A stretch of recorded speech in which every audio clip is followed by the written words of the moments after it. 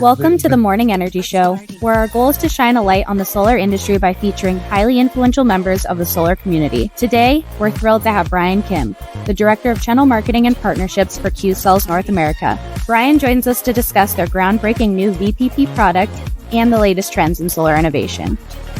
Our host is a renowned expert with years of experience in the solar industry, known for his insightful interviews and deep industry knowledge.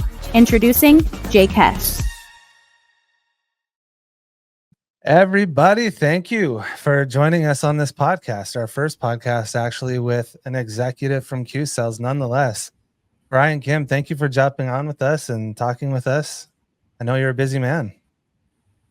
Well, thank you, Jake, for having me. It's an honor to be in your first podcast, the Morning Energy Show. It's a great honor and privilege.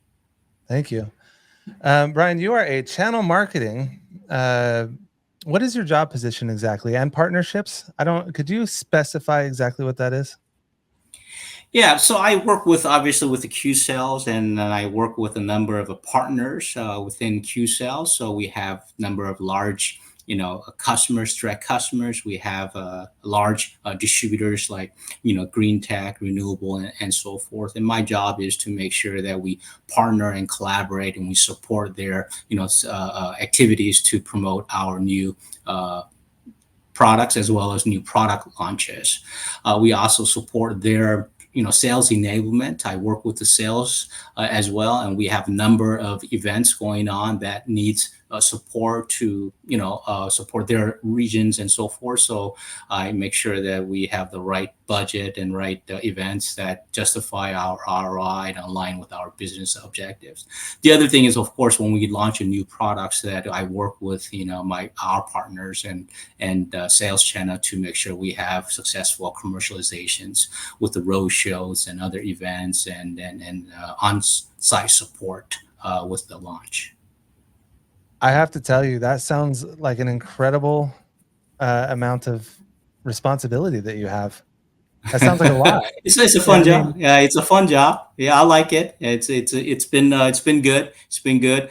And at the same time, I think there's been some challenges the last couple of years, because I think the industry has gone through so much difficulties in terms of the demand and supply chain issues and so forth. So we had to evolve as well, and there's been some adjustments. But I think the business is slowly recovering. I think we've sort of hit the hopefully the bottom. And I know I was talking to Analytics yesterday on our webinar, and they talked about that demand is slowly recovering, and they felt that we've hit the bottom, and in the second half we're going to see a nice recovery. So we feel excited about that. Oh, even the number crunchers think that we're on our way up, huh?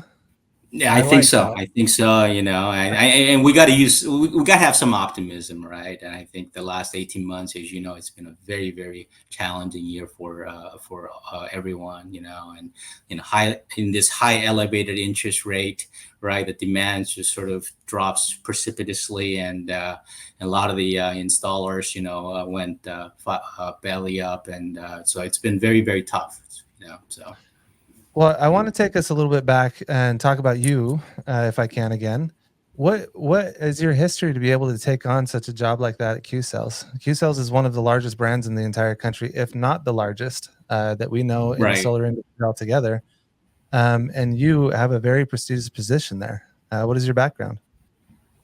So my background is, I went to grad school, MBA school at Cornell, and then I started my career in what we call traditional marketing field at consumer packaged goods, and that's how I started out. And then I spent a few years just kind of learning the ropes and honing on those, basics of marketing principles and so forth, and framework, and I was able to, very lucky to find a position with some large Korean companies. So I spent some time with Samsung in Korea, and and then a few years later, I decided to come back to the U.S. because my kids were growing older, and then I sort of came back and found a position with Hyundai Motor, and way back up and found a position with QCells. And again, I think, when I joined QCells, almost 3 years ago, there were a few reasons why I joined. I realized that Korean companies, if you look at the history of the growth of Korean economy and Korean companies, and most notably it would be Samsung and Hyundai Motor Group, which Samsung came to the U.S. 30 plus years ago. We know Hyundai that. came, in 1986 when they launched, XL, right? That Pony that offered under $3,000, and no one really took it seriously. Everyone kind of laughed at it. I remember it going to high school. It's like Hyundai XL. You remember all that, huh? Of course, Very. of course.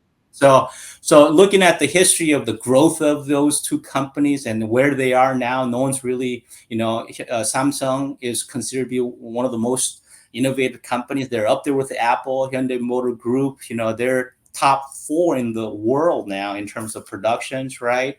And I worked with both of those companies, and I've seen their growth and their mentality and so forth. So when I had an opportunity to join Hanwha QCells, which is another, Korean reputable conglomerate company, this was a no-brainer. They're just very, very, conservative. They had this sort of the laser-focused direction, and they wanted to have a presence in the United States. And so I knew that, they're going to continue to grow. And knowing my background and experience with marketing and the knowledge and experience and expertise of language and so forth, and marketing experience, I thought that would be a right fit. And especially renewable energy, where you've seen the double-digit growth for the past 15 years or so, and Hanwha QCells was making that commitment to be the leader. So that's one of the reasons why I joined. Wow, that's an incredible story. So let me ask you, you mentioned that back when you were in high school, that's when you first noticed some of these companies like Samsung and Hyundai beginning to take off. Would you say that is what motivated you to take the path that you did? So I'm going to just disclose a little bit of my personal side of why I joined Samsung in the first place. So, when I was in high school or college, I didn't really think about how big of a global companies those Korean companies would grow to be. I think I was more interested in, just sort of partying and so forth, But what really opened my eyes was back in 2002 when I graduated from MBA and started my career in marketing. I actually read an article on Business Week about a Samsung and this guy named David Kim, and he was Korean American, and he grew up in the United States, and he took a job in Korea with Samsung in marketing, and they read an article about him, how Korean American, how his experience in marketing, his experience in globalization really helped to fuel a lot of the growth with Samsung. And I was inspired by that article as a young fresh graduated from grad school, and I was very young and very passionate, and his story really inspired me to sort of pursue that similar path, because I felt that I had the right skills and so forth, right? So when Samsung called me a few years later, hey Brian, we are looking for someone who has experience in marketing and brand strategy, and you're going to be working with us, headquarters in Korea. And me, as being Korean American and having a very young daughter at that time, this was a no-brainer. It was a lifetime opportunity for me to take that position. And I thought about that article from Business Week that it's like, why not? Let's just give it a try. And so that's how I moved to Korea and took that position. Wow. So they sought you out. They looked for you. Yeah.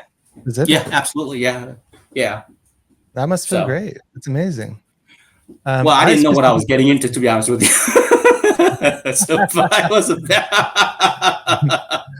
I specifically looked for you to come on this podcast with me. So that puts me and Samsung around the same intelligence level. Is that right? Yeah. Yeah, but in retrospect, I was very passionate, and I think I went with my heart and instincts and so forth. And so when I joined Samsung, I learned tremendously. It was just it was more than I had asked for. it was just a lot of learning curve, a lot of great learning that I had to go through. And so if I had to do it again, I think I'll give some second thoughts, but I learned so much and I grew a lot. I personally, it's one of those things, right? They just tremendously, it gave me that medicine. It just turned out that it wasn't just about, marketing skills. It was more than about, marketing. It was about learning to run the company, manage people, right, and learning to Oh, okay, communicate it really? well. Yeah, because the way they do it is very different. It was very different and well thought out, right? Very analytical and so forth. So I learned so much. I really Yeah, did, that's and interesting. I also learned Korean too. So that also helped. So That that would help a lot, probably, if you're based in North Korea or South Korea, not North Korea. No one's yeah, based there. yeah. I don't Um, think I would have survived in North Korea, but no, I think you're right on that assessment. Um, you before we dive into Q cells a little bit more, I hear that you brought a video for us to watch. Is that right? We get to see who's Q cells is. yeah. I shared it with your technical support. I don't know if they would play that video. Hey, Sean, can you play that video for us? In the heart of America, a new chapter has begun. The sleeping giant of American craftsmanship and production has awakened, and QCells is ready because we've been creating solar energy systems for over 2 decades. An American workforce using sustainable materials sourced in America. It's time to tap this country's unlimited capacity for reinvention. Time to deliver on the promise of tomorrow, starting today.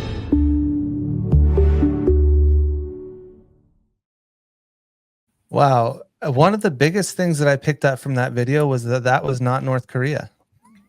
Yeah, it's not. Right. In fact, it's right in our backyard. That's in Dalton, Georgia, of all Dalton, places. Georgia. Oh, we Dalton, talked a Georgia. little We bit do. about this. Yeah, we talked a little Yeah. about this before the show started. So I want to get you guys up to speed a little bit. This is kind of interesting. Brian, what is there's two major things that you guys are excited to announce. One of them is this Dalton factory. Can you tell us a little bit more about that? Yeah. So when Hanwha acquired QCells many years ago, I think it was 2012 or 13 that we acquired, and we started making investments here globally, especially in the United States. As our company grew, Hanwha made a big commitment to build a new factory in the United States, and we picked Dalton, Georgia, back in 2000 and I believe 2018, and we invested hundreds of $millions, and we completed that facility in 2019 and started producing or assembling solar modules. So that sort of became our big, base U.S. production. And when the Inflation Reduction Act passed in July of 2022, shortly after, we made another major announcement and commitment to the United States of production. And that is, we've said we're going to invest close to $3 billion, and we're going to expand the facility of Dalton so that we could increase our production capacity. In addition to that, we're going to build a brand new factory in Carsville, Georgia, and that's broke Oh, ground last year, wow. and Yeah. that's about to be completed at the end of this year. So, So so we have two facilities. many manufacturers are running for the states right now because the Inflation Reduction Act, right? What Mhm. you're saying is that you guys were here long before that Inflation Reduction Act even gave that incentive for people to come to America and produce these, Right. right? Very cool. Absolutely. Absolutely. Do Yeah, you know absolutely. And so, yeah, go ahead. do you know why do you know why they wanted to do that before there was an incentive, what the purpose was? Well, I think it's part of the main reason is that we wanted to have a supply chain management in the United States, and we felt it was important that we grow together as a company as well as contribute to the U.S. economy with creating new clean energy jobs. And so we wanted to pick a place in the United States that where we could collaborate and build U.S. supply chain management, and be able to supply our modules faster to a lot of the installers and our stakeholders here in the United States. So those are the sort of the main drivers. Of course, the IRA added tailwind to accelerate our investments even further. But we've fortuitously set the foundation years before IRA. That is very cool. That's interesting. You are, I believe, the first company I heard that did that before the Inflation Reduction Act. We actually have some people mentioning, some viewers in here saying that the Dalton facility is amazing. That was from Cynthia. I believe you have some fans that have been to that facility and toured it. Oh, they are. As a matter of fact, Cynthia, so the Cartersville is being built, and that's going to be completed end of this year. When that's done, then starting next year, we'll look into opening up that facility for our important customers to visit, just like we've opened up for Dalton facility as well. So you'll have a glimpse of what that facility looks like. So what are some of the things that we're going to look forward to from QCells coming up here pretty soon? Yeah. So we're very excited about a lot of the key initiatives, and I'll just walk you through two major, strategic directions that we're working towards. One is, our change in business transformations. I know QCells is more known for solar manufacturers, which we are, and we have a market share of 37% here in the United States in both residential, and I think 33% in commercial. Yes, so we're market leaders. We've been market leaders since 2018, and thanks to all of our customers and stakeholders. But it's a testament to the trust that our customers have put on us. With the quality, with the performance and reliability, and what gave them that competitive edge, that competitive advantage? Because at the time, I mean, Janko's and Canadian Solar, you said 2018, right? These were all prevalent panels. I think Panasonic was coming out with theirs around that time. Right. What made you guys gain so much market share so quickly? Do you know? Yeah, I think, if you look back sort of the history of this, supply chain management, a few years ago, you had a COVID-19, right, that really constrained the, supply chain. And a lot of these panels were coming through from Asia. There was a heavy reliance on that, because part of that reason was that because it was cheaper to produce in Far East and bring it to the United States. And of course, we had the foresight to have the Dalton factory here in the United States, where we had Dalton factory, we had a factory in Korea, we also had a factory in Malaysia that really helped us to diversify our sort of supply chain management, and that allowed us to supply globally to Europe, to Australia, to the United States, to Korea, and to Japan, and so forth, right? And so when there's supply chain constraint, that really compress those supply, I think we were one of the few companies that were able to sort of shift and continue to supply to our installers without any wreaking havoc. And so that really solidify our market leadership, and then that put a lot more trust with our customers, because we continue to supply without any trouble. So that was, again, I think we're very, very well positioned to withstand some of the sort of the supply chain that we saw during COVID-19. Wow, that's incredible strategy. That's great. But Jake, I'm sorry, but coming back to your original questions, so our business, morphos or transformation is from a pure solar manufacturers to become one complete solution provider. So we are expanding overall product portfolio into other areas that is very synergistic. So, many years ago, I'll say 3 or 4 years ago, we started offering, Q Home core battery systems. And then 2 years ago, we have our sister company called Enfin. I'm sure many of your callers, stakeholders have heard of our Enfin financing unit. So we offer Definitely. loans and leasing, right? We offer VPP programs within utility and CNI. We offer, distributed energy service. So we are slowly becoming one complete energy solution providers in which, our customers collaborate and work with us. Then you can get everything within QCells. And we're able to sort of streamline this because we have the financial means and stability and trust with our customers to be able to do that. And we'll continue to push that business sort of a direction for years to come. That's incredible. Thank you for explaining that to us. You did mention a phrase in there that I would love to get to, but I have to pause this for just a moment. My marketing man would like me to say a few words, if that's okay. Absolutely. Hey, are you ready to elevate your brand in the solar industry? Join us at SolarCon, the largest residential solar conference. Take advantage of discounted sponsorships and showcase your brand to thousands of industry professionals. Plus, get discounted tickets to attend and network with the brightest minds in the solar industry.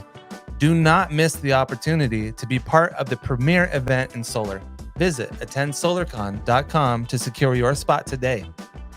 All right. So absolutely. Jake, just speaking of your SolarCon, we attended SolarCon, right? And we'll be attending next year. It's a great venue, guys. You need to sign up and come out. So. Wow, Brian, thank you for that. And Brian did speak on stage. Many of you have his talk. Brian, thank you for doing that as well. So yeah, there is another exciting product coming out from QCells. What is that product? Share that with us here today. Yeah. So building on our, new business direction, and that is becoming one complete solution providers. I believe we're the first and only solar manufacturers to become a one-stop shop, and building on that synergy, building on our strength, we'll be coming out with what's called AC module. And what it is on our N-type technology, Qtron solar panel, which has the highest wattage output at 430. We're going to put microinverter pre-assembled embedded. So when you buy them up, you are ready to install immediately. It'll be quicker, and it'll really increase your productivity with installations, and that's going to enhance your business operations from a installer standpoint. So it's one of the first new products that we're going to be launching. We're excited about it. I think installers will love it. You're taking our excellence in solar module technology, combining it with our strength of R&D from Korea and from Germany. We're just putting that together and launching it to the market, and we're using all of our strength to serve the needs of our customers. So it's called Qtron AC module. Look, more exciting news in the coming weeks, but it's a product that's going to really disrupt the market. Qtron, that is a cool word. So it's these AC modules coming out. Is there a reason an installer might not want to use these? It sounds like it's going to make everything a bit more efficient. I think there's no reason why you should not use this, because it's got all the unique value proposition. It's already pre-assembled and so forth. I think one of the things that I am finding out within this industry is that installers and humans we're creatures of habit. So if you are used to certain things, there's a resistance to change, right? And that value proposition has to be greater than that force you to change that behavior. So if you are used to using our competitors, right, whether that's a microinverter or string inverter, you're used to their services, you're used to their sort of their product and so forth, and you're saying, hey, why should I go out of my way to switch to your new products, right? And there's Right. got to be some economics behind it and so forth, right? So from an installer or management standpoint, they see a lot of value in it, but that actually trying to execute at a working level where installers actually have to learn the new sort of features and new Yeah. How do you get that software, training right? though? Yeah, actually, so I think that's going to be one of the challenges. So we have a number of marketing tools and initiatives in place because we understand that it takes more than just, hey, it's a great product and here it is. Because rolling out and actually retraining and delivering that value to both the company, installers, management, as well as to actual foremen and installers are two different things, and we're still going to separate those and make sure the values are delivered in both spectrum. Incredible. So you have the AC modules coming out. Your $3 billion facility in Dalton is beautiful. You have some fans of that one. You have distribution in different parts of the globe, which has allowed you to expand very quickly and gain a lot of market share. It sounds like you're doing very good at your job, Brian, marketing this thing pretty well. Um, let me ask you this. One of the main reasons I wanted to have you come on here is there's a term that I would say a lot of the executives know, and maybe some operational people, and maybe some salespeople, but it's not that well understood by the masses. That term is VPP. You've mentioned it earlier. What is a Right. VPP? Right. So basically, VPP is an acronym called Virtual Power Plant.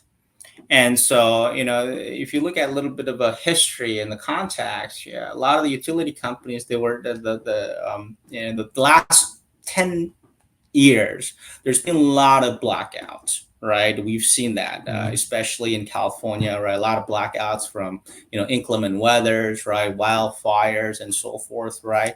In Texas, you got your storms, right? And that caused blackouts, right? I think if I remember the stat, the last 10 years, there's been 64% increase in blackouts versus Wow. the previous 10 years. The other thing is sort of a lot of the utility, the machines and equipments, they're outdated, right? So they need to be upgraded and so forth, right? So you combine those two, then and you have increase in populations, right? Increase in households and so forth, and that's going to put stress on a lot of the utility usage. Right. And so with the clean energy, with the wind and solar, you have homeowners, individual homeowners, where have an opportunity to produce electricity on their own using solar power. Now you have an opportunity to actually, monetize this. If you take, 10 homes, 100 homes, thousands of homes, and millions of homes, then you have huge utility that could be used to export to the grid, and utility companies can use those electricity and then redistribute, reallocate in the time of high usage, especially what we call in California time of use from 4 p.m. to 9 p.m., especially in the summer, right? When the weather gets really hot, the AC turns on and so forth, right? So you have an opportunity for homeowners to actually, the excess of electricity that you do not use for whatever reasons, you could export back and get that credit or incentive or rebate back. And that's called virtual power plant. I'm going to spring something on you. Thank you for describing that. I'm going to spring something on you we didn't talk about before, but from my understanding of things is that these utility companies are likely going to announce a change in net metering, not just in California, but likely many, many places, which has brought about this topic of VPP, a virtual power plant, because one of the strains that they're feeling, the grid was not necessarily built to be able to sustain the amount of power that goes onto the grid. I don't want to keep going because you're the expert on this. Would you mind explaining what the problem is with the utility company and how the VPP is going to assist with that? Absolutely. And I think I kind of sort of alluded on that, is a lot of the equipment, the utility companies that were sort of set, that were 50, 60 years ago, when the population was less and homeowners were fewer, right? The machines and the equipment was newer and so forth, and you didn't have warmer climate, right? And so forth. So you didn't foresee a lot of the blackouts and so forth, right? And because of this sort of the driving force on this issues, right? You need alternative electricity to be able to sustain and fuel the demand of electricity, right? One way of obviously is utility companies to upgrade their equipment, right, and so forth, right, which I think they're doing it on a limited basis, but you can't do it all at once. And of course, the coming of clean energy, especially solar modules, now you have an opportunity to take the aggregate of all millions of homeowners that have solar panel and export to the grid. But how do you do that in a big scale? And how do you capture those electricity, right?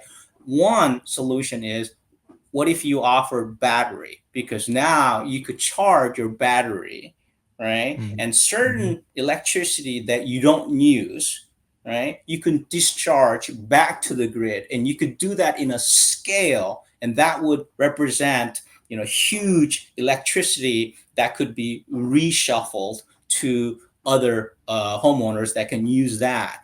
And one way to do that is, what if we offer, if you look at the first phase, it's always been all about solar system.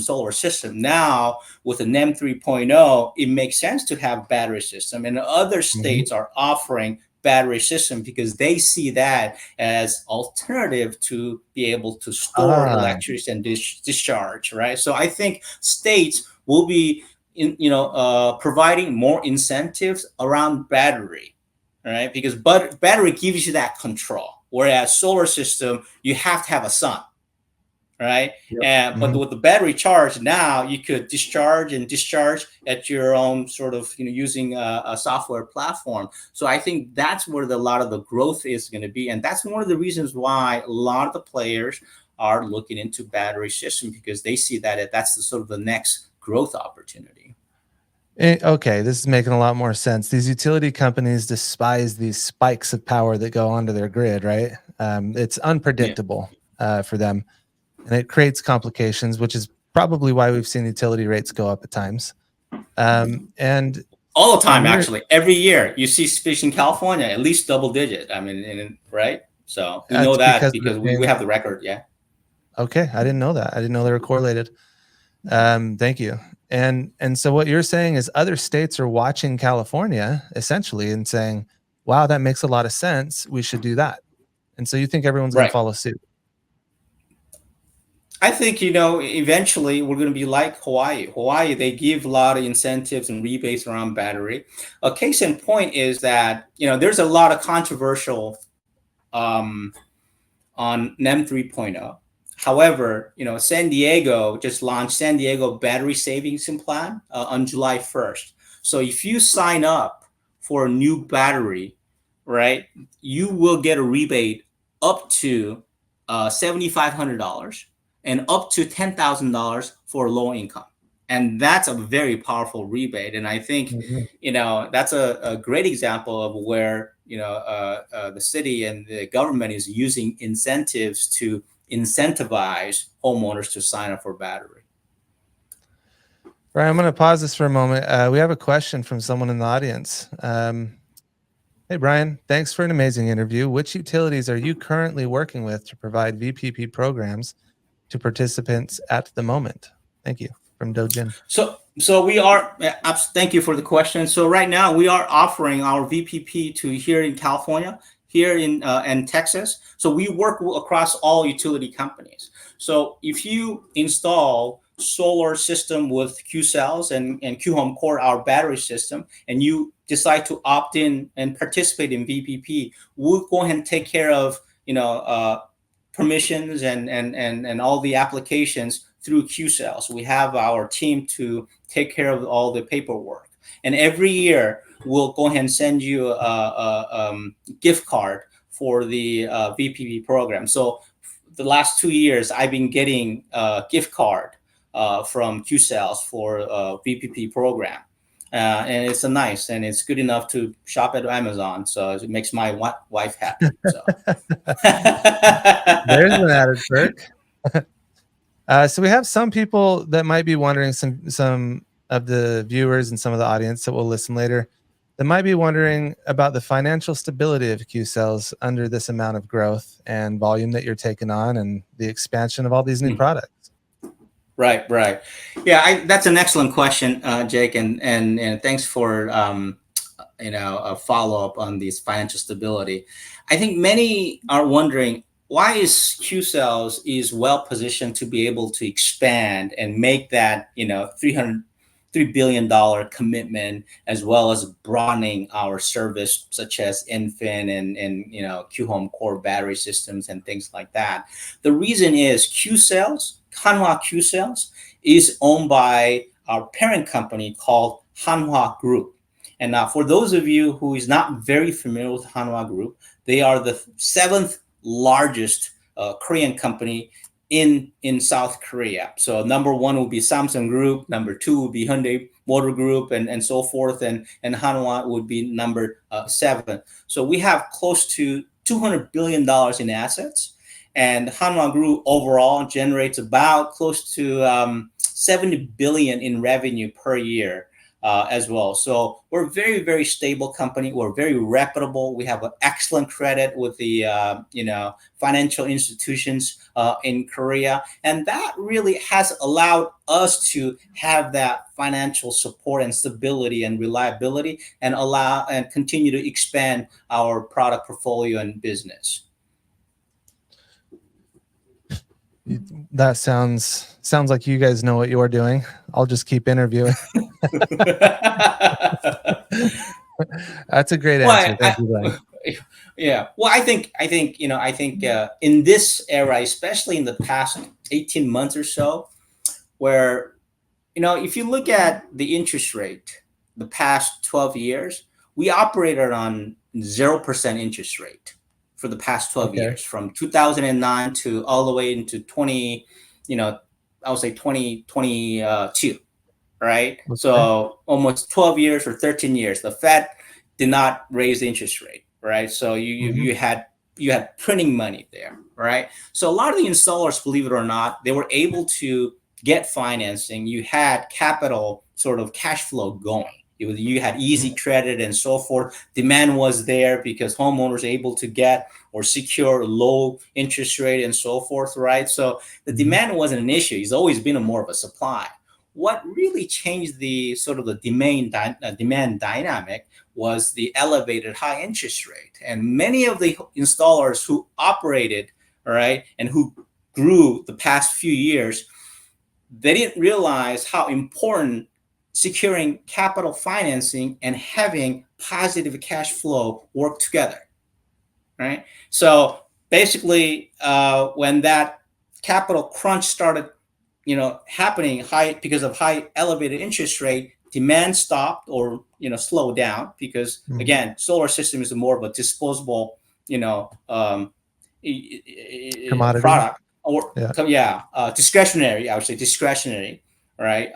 Product. Right. And so demand slowed down. As such, right, installers had tough time securing that financing and so forth. And that really resulted in number of installers, including Titan and Coda and Pink and Vivian, exiting or filing for bankruptcy. Right.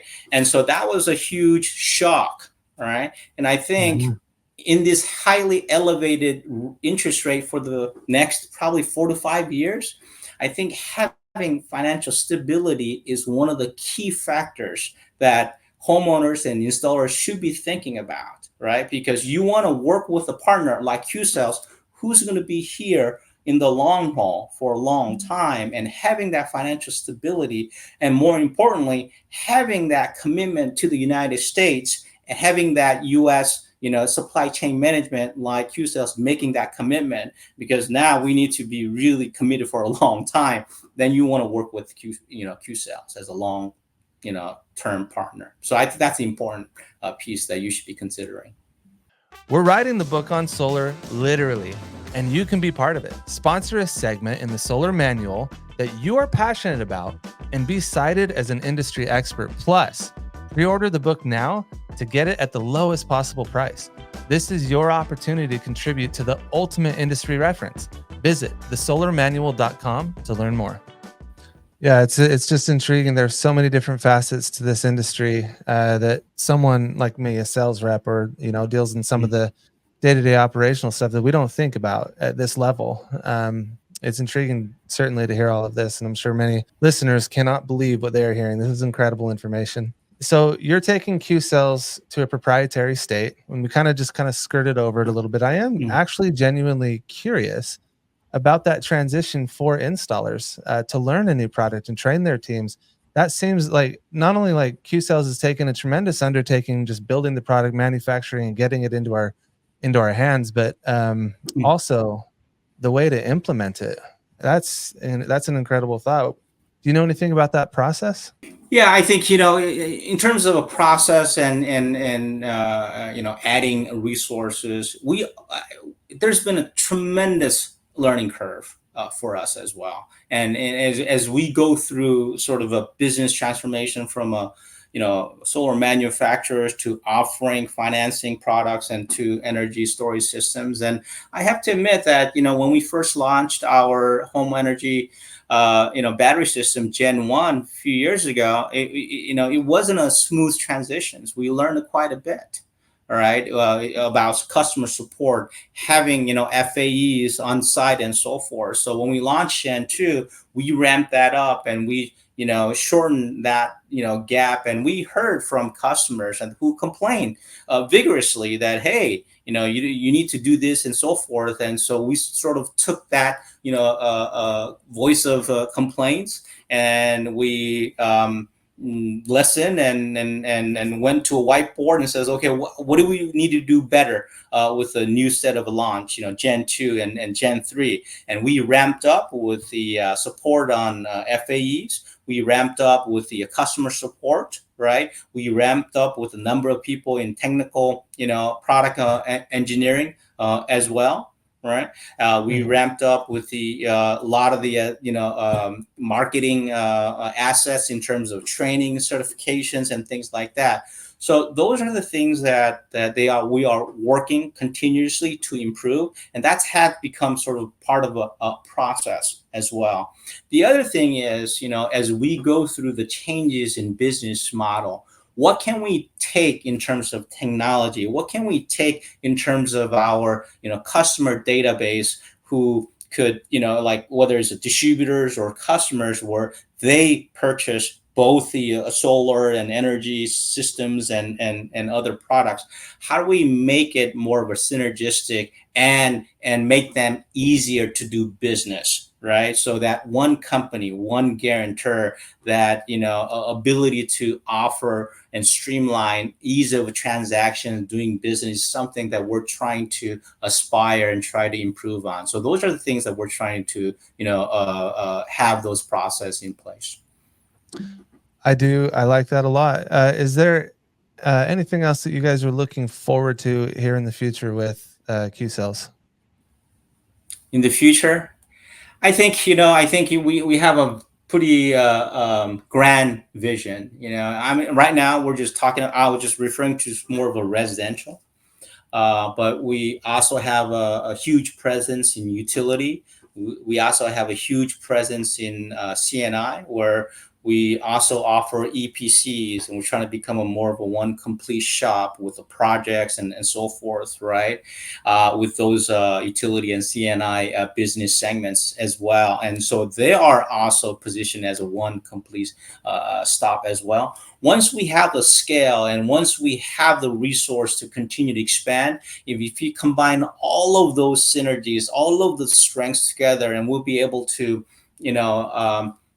cross sell and upselling, I think that synergistic is going to be very, very powerful, and a lot of that customers will see some of that benefits, whether that's in the form of a price, or it's in the form of a service, or in the form of enhanced performance and reliability. And those are the things that we're probably looking at as a more of a long term.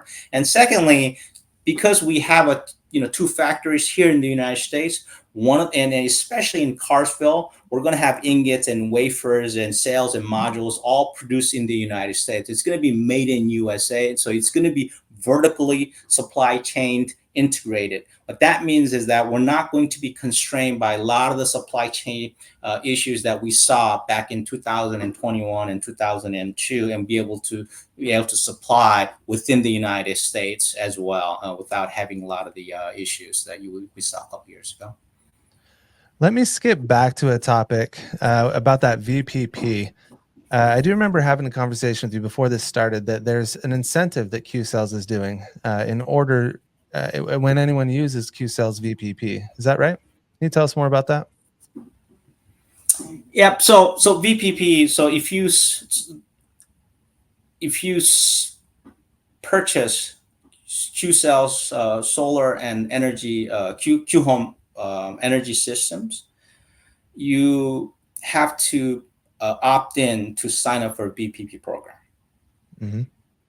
Okay, and every year we'll pay you for that VPP program every year. All right, and that amount, that incentive, is driven by how large your battery system is. Right, so because our battery, you can install from 5 kilowatt to all the way to 20 kilowatts, and then our next generation could be more. Right, so that's sort of the owning your own solar system. Now, if you lease through our infant, you could also you are automatically signed in to VPP program, because the ownership of leasing that falls under infant. Right, because you're actually leasing from infant. But the first year will provide you that incentive as a VPP program, right? As a courtesy. Curious, if someone was to purchase, do a loan or ownership, they have the ability to not automatically be opted into VPP. They can say no. You actually have to apply to a VPP program.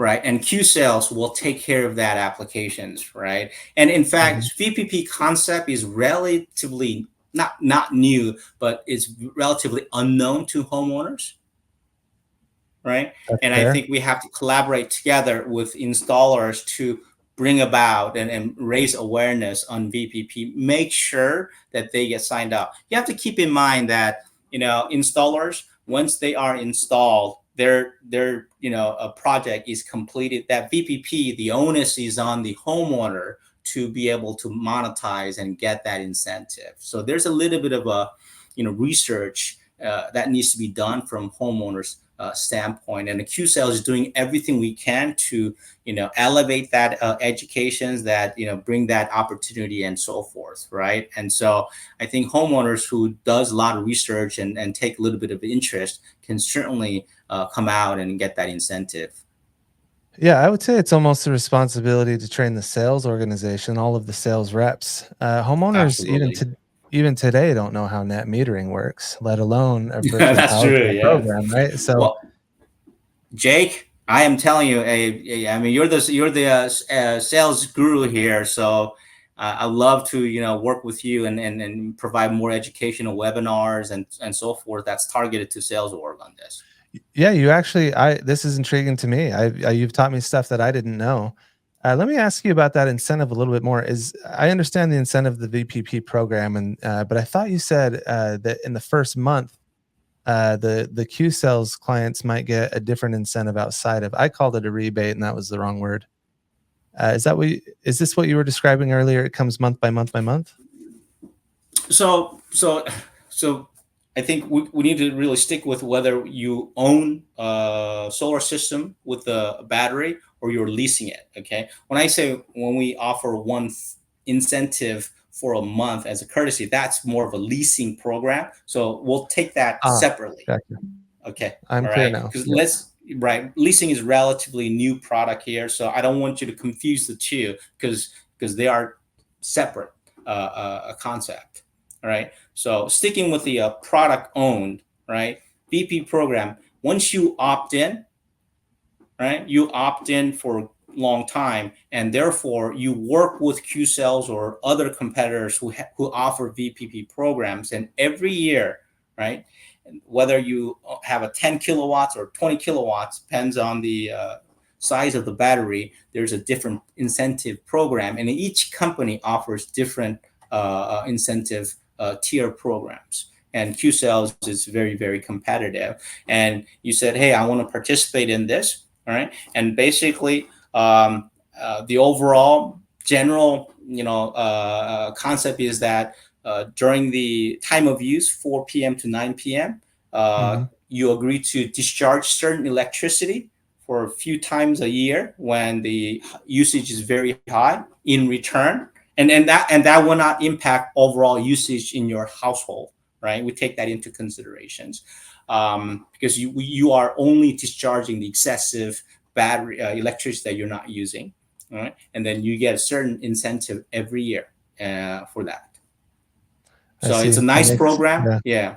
You won't make you a millionaire, but it's good enough for you to have a nice dinner. So, I mean, if QCells is making it essentially mandatory on TPO products on a lease, it's mandatory. QCells owns that client. They own that that account, right? If they're putting this VPP on an account that they own and they want it mandatory, that must mean that it is better for them, which means if you own the product, you would want to enroll in it. It just makes sense to me that if you are going to purchase the product and own it yourself, that you would also want to benefit the same way that all of these massive organizations are that you work with, right? Absolutely. I mean, there is a huge opportunity there, and I think it's more of with the leasing, we're allowed to make it automatic enrollment because the ownership is lies within infant, so we can do that on our end. With homeowners, is slightly different because the ownership is within home ownership, right? And therefore you have to opt in. And of course, we can raise that. The installers could raise that and say, "Hey, did you know that you can participate in this program?"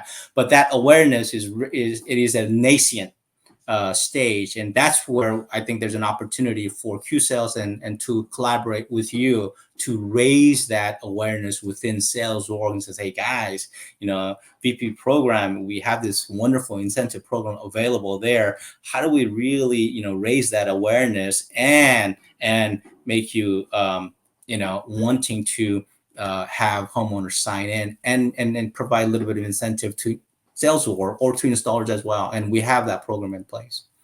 Yeah, I would love to chat with you about that. I just have two more questions for you. How do people participate in these programs with QCell? How do they apply to be a dealer of this VPP, lease and loan?